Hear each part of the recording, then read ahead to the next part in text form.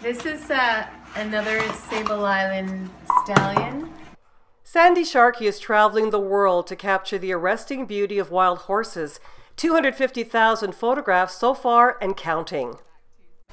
I'm pleased to welcome Sandy Sharkey to Coffee With. Hi there, Sandy. Hi, Carolyn. So, I read somewhere that you said that the horse is the most magnificent animal on the face of the earth. Oh, I still feel that way? Oh, absolutely. Well, but not in front of him. You are, dude. Outside of dude, I think the horse is the most magnificent animal, and I've always felt that way, as long as I can remember. I'd be 5 years old. Big family. We grew up on Alta Vista Drive, where there are no horses. So very suburban area. But on Sundays, my father would pile us all into the giant car, the boat, and we'd drive out into the countryside. And if I saw a horse in a field, I would instantly start to cry. And my mother would say, "Why are you crying?" And I would say, "Because the horse is so beautiful." The horse made me cry from a very young age. And had you ever seen a horse up close at that point, do you think? No. But then my parents did everything they could to try and bring me around horses and go to riding camps and things like that. And all of the books I got went for birthdays and Christmas were all books that were all horses, the Black Stallion, the Black Beauty, of course, Sable Island ponies. I learned at a very early age the extinct horse, Przewalski's horse from Mongolia, and I'm 7 years old.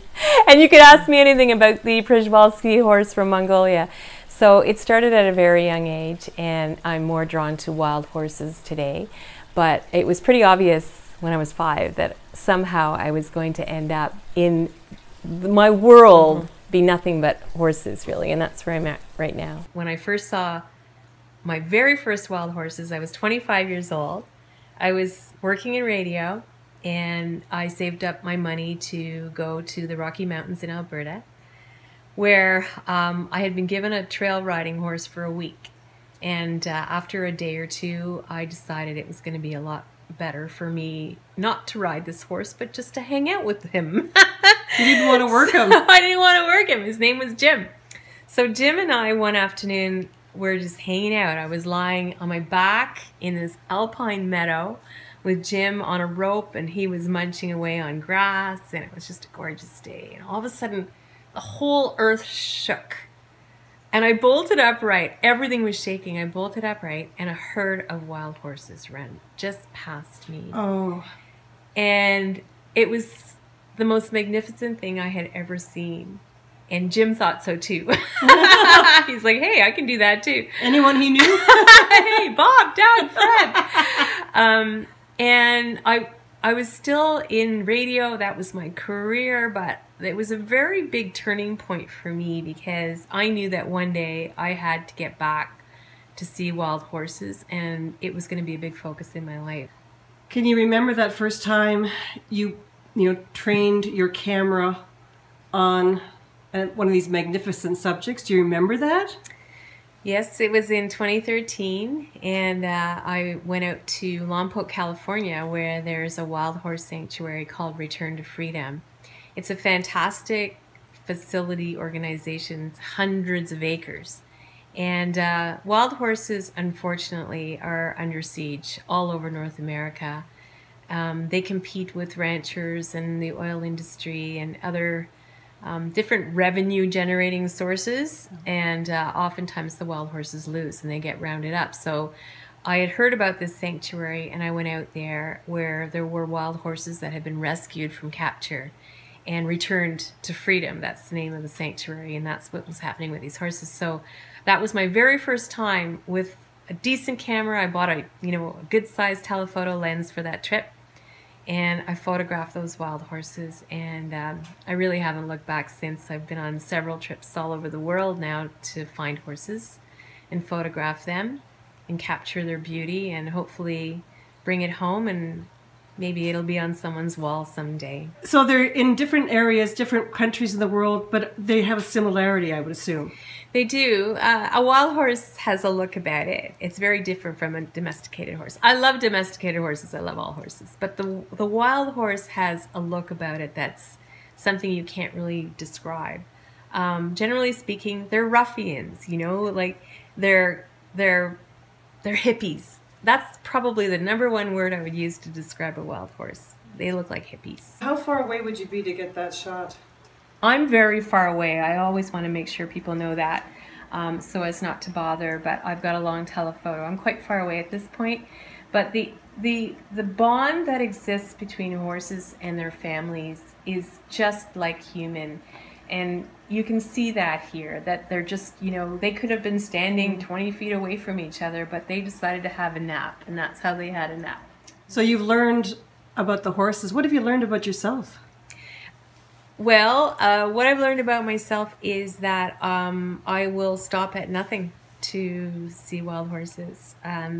If someone says to me, it looks like there's going to be a snowstorm in a couple of hours, are you sure you want to go up into the foothills and see if you can find wild horses? The answer is yes.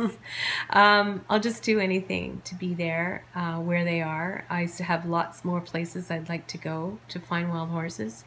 I hear there are horses in Africa, in Malawi area. There are horses in the forest in England. There are horses in Wales. There are horses in Australia. They're called the Brumbies.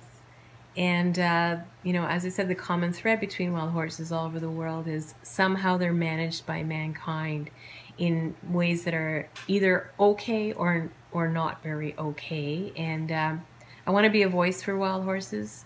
As I said, I want people to go and see them. I think once you see them once, you're going to be so connected that you're going to care about them, and you're going to want to jump on the bandwagon to protect them. That's why it's important for me to get the word out there to go and see wild horses.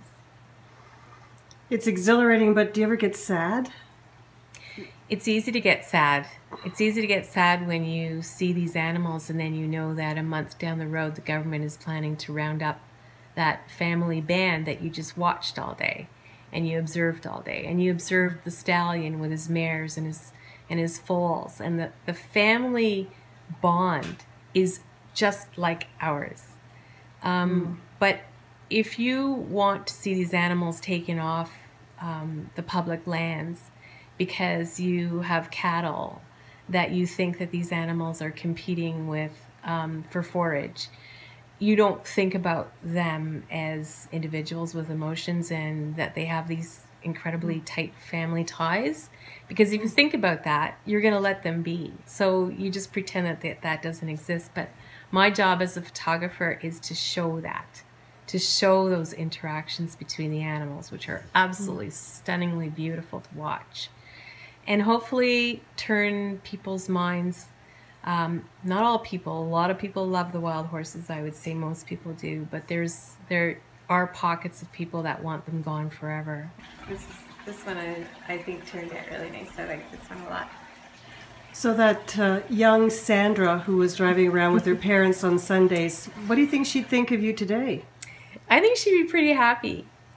I think she'd be pretty proud, because when you're a kid you have dreams, and as you start to get older and you start to, you know, learn that you have to have responsibility and you have to have a career and you have to, you know, you have your own children.